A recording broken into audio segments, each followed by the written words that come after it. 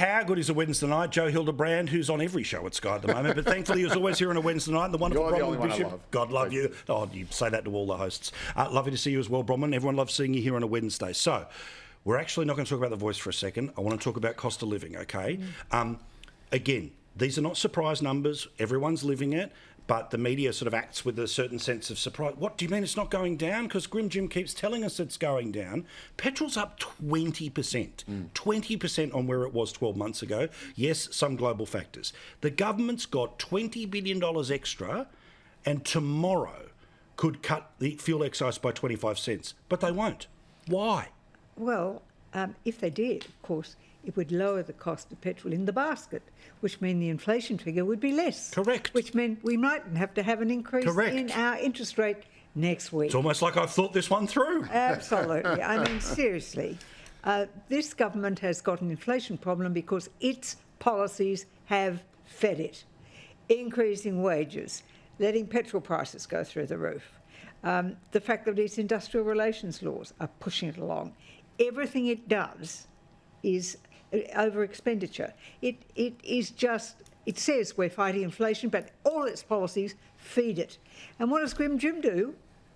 He gives us a salad sandwich. Yeah. There's nothing. The lips flap, but there's no content. Well, nothing comes out. But also, far be it from me to cheer in the side, but I'll give you some free advice here, Joe, to maybe text back to a couple of people. Their response is always to stand up and say, well, we did this for childcare and we did this for people on Job Seeker and we did this for... OK, great, OK.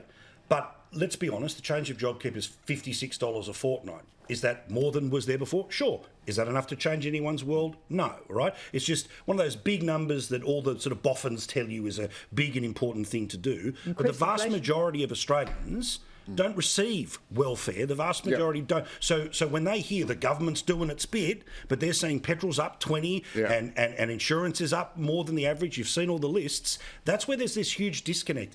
And good luck trying to tell people that the war in Israel and Gaza is the reason why inflation's going up.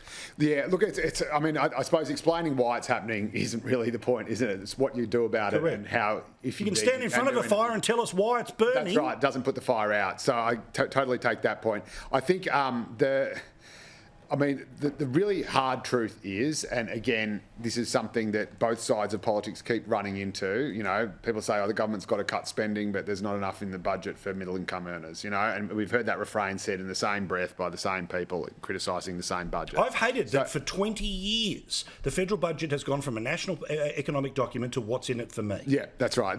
I hate that. And so I guess the answer to your question in terms of, why, job seekers are getting stuff, childcare is getting stuff, but average middle income earners aren't getting that much. Instead, they got 1,500 taken off them. Yeah, but they are getting the stage 3 tax cuts are still going ahead next year. And again, you want to make sure in something like this, it's, the meat kind of has to go through the grinder. It's a horrible sort of thing to sort of have to even contemplate. My own household is going backwards. We're going backwards. Our mortgage is shot up.